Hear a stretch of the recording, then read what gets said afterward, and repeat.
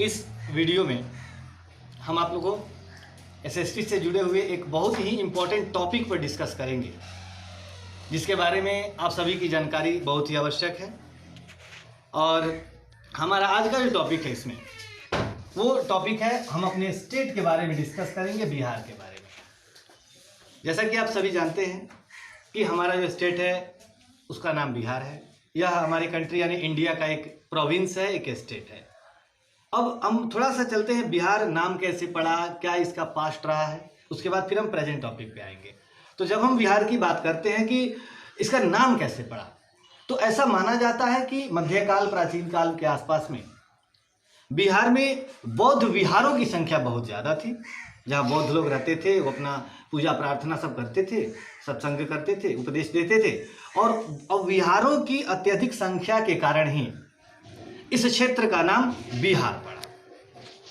जैसा कि आप बोर्ड के द्वारा देख सकते हैं कि बिहार एक अलग प्रांत जो बना वो 22 मार्च 1912 में आया। तो 22 मार्च 1912 के पहले बिहार संयुक्त रूप से असम, उड़ीसा और पश्चिम बंगाल, बांग्लादेश के साथ बंगाल प्रांत का हिस्सा था। यानी वो स्प्लिट होने से पहले, डिवाइड होने से पहले इसमें जो बंगाल प्रांत था, जिसमें आज के बांग्लादेश, वेस्ट बंगाल, असम, उड़ीसा और बिहार, ये सभी क्षेत्र आते थे। लेकिन 1912 में इसको अलग किया गया बंगाल से। और 26 जनवरी 1950, it means when our constitution was adopted, then Bihar become the state of India. तो ये बिहार का इतिहास रहा प्राचीन। और थोड़ा सा अगर हम देखें तो बिहार का एक काफ़ी गौरवपूर्ण इतिहास रहा है। जब हम बिहार के इतिहास की बात करते हैं तो बहुत ऐसे फेमस नाम, बहुत ऐसे फेमस स्थान हमारे सामने आते हैं जो दुनिया भर में बिहार की गौरव गाथा का बखान करते हैं। इसमें आप देखें तो सबसे पहले नालंदा यूनिवर्सिटी, जहाँ पे दुनिया भर के वर्ल्ड वाइड स्टूडेंट्स पढ़ने के लिए आते थे, जिसमें चाणक्य का नाम आता है। अगर हम शासकों की बात करें तो मौर्यन डायनेस्टी से चंद्रगुप्त का नाम आता है, जो भी बिहार से रिलेटेड था। उसके पहले जो आज हमारा गवर्नमेंट फॉर्म है, it mean democratic system in which we elect our representative to form the government.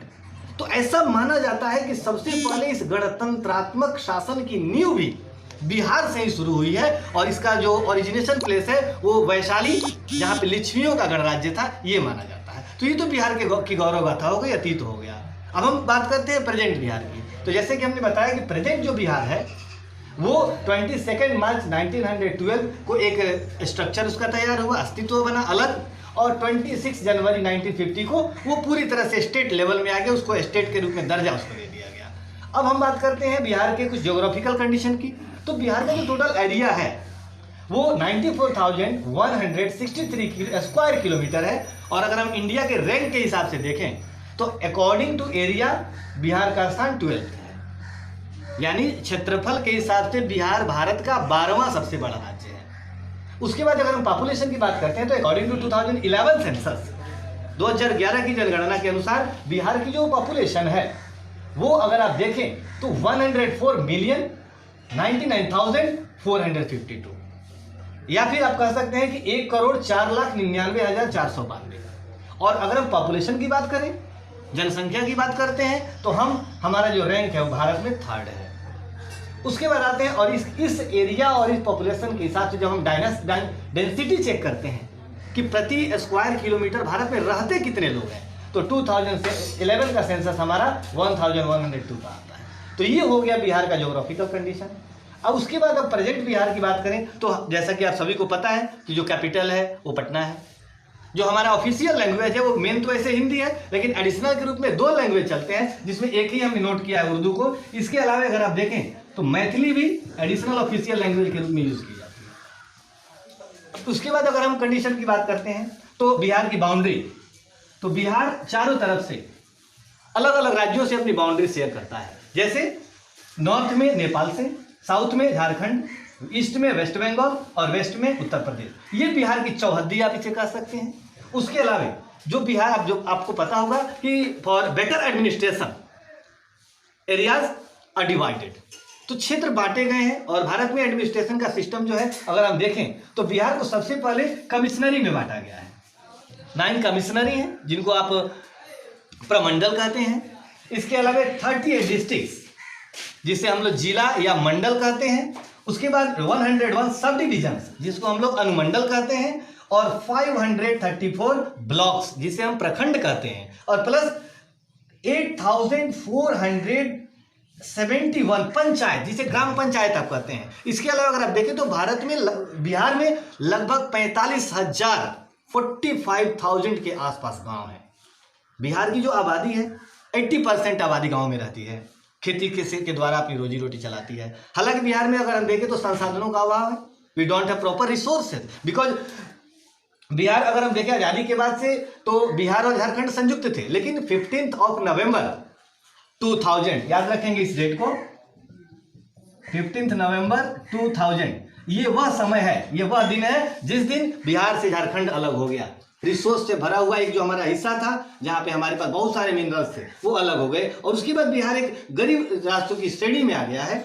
और अगर हम पॉवर्टी के सेंस से देखें, गरीबी के हिसाब से, तो बिहार इंडिया का सेकेंड जो है मोस्ट पुअर स्टेट में आता है। दूसरा सबसे बड़ा गरीब राज्य उड़ीसा के बाद बिहार का रैंक आता है। तो ये उसके अलावा बिहार की अगर हम शिक्षा की स्थिति को देखते हैं, एजुकेशन लिटरेसी को, तो वो भी कोई संतोषजनक नहीं है, सेटिस्फैक्शनेबल नहीं है, और वो केवल 63.82% है।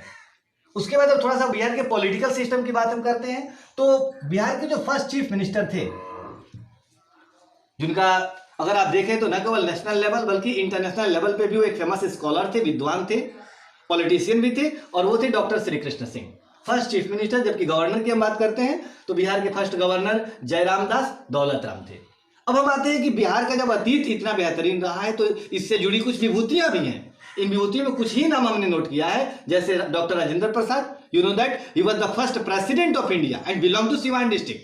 जीरादेव वो जगह है सिवान जिले में जहां से राजेंद्र प्रसाद भारत के राष्ट्रपति पद तक पहुंचे थे। इसके अलावा जगजीवन राम, जयप्रकाश नारायण, जो कि अगर हम देखें तो जेपी के नाम से जाने जाते हैं। उसके अलावा शेरशाह सूरी, जिसने हुमायूं को न केवल बिहार बल्कि भारत से भगाया था और सूरी वंश की स्थापना की थी। इसके अलावा आप देखें तो चंद्रगुप्त मौर्य, जिसने मगध में मौर्य वंश की स्थापना की थी। तो ये ऐसे नाम हैं। इसके अलावा अगर आप देखें तो बहुत सारे कवि, जिनमें रामधारी सिंह दिनकर का नाम आता है। उसके अलावा कुछ और व्यक्तियों की बात हम करते हैं तो बाबू डॉक्टर अनुग्रह नारायण सिंह, ये यानी ऐसे ऐसे नाम बिहार के से जुड़े हुए हैं जिनके बारे में जानकर ही हमें काफी गौरव का अनुभव होता है। अगर हम प्रेजेंट कंडीशन की बात करें तो आफ्टर इंडिपेंडेंस सुधार के प्रयास तो किए गए हैं। हालांकि बिहार अभी वर्तमान समय में एक पिछड़ा राज्य है, लेकिन सरकारों ने बहुत सारे प्रयास किए हैं, लोगों की स्थिति में सुधार हुआ है और धीरे धीरे उसके प्रयास चल रहे हैं। सरकार की विभिन्न योजनाएं हमारे राज्य के गरीबों को या दूसरे वर्गों के लोगों को भी लाभान्वित कर रही हैं। और अगर प्रेजेंट कंडीशन की बात करते हैं तो वर्तमान समय में जो हमारे चीफ मिनिस्टर है वो आपके मुख्यमंत्री मिस्टर नीतीश कुमार हैं, और गवर्नर जो है वो फागू चौहान है। अगर हम बिहार के कल्चर की बात करते हैं तो बिहार का कल्चर भी, बिहार की सांस्कृतिक परंपरा भी काफी अद्वितीय रही है। खासकर चाहे वो हमारा जो लोक संगीत हो जिसमें विदेशिया मुख्य रूप से आता है, लोक नृत्य हो जिसको हम फोक डांस कहते हैं, जिसमें जाट जाटिन बहुत ही फेमस आता है, और उसके अलावा जो पेंटिंग की जब हम बात करते हैं तो वर्ल्ड लेवल पे जो हमारी पेंटिंग है जिसको मधुबनी पेंटिंग के नाम से जानते हैं वो फेमस रही है। तो ये स्टूडेंट्स, ये बिहार के बारे में एक शॉर्ट डिस्क्रिप्शन रहा। I hope you will study better, you watch it better, और इसके बाद फिर नेक्स्ट वीडियो में हम किसी दूसरे इंपॉर्टेंट टॉपिक के बारे में आएंगे। तब तक के लिए बाय, थैंक यू।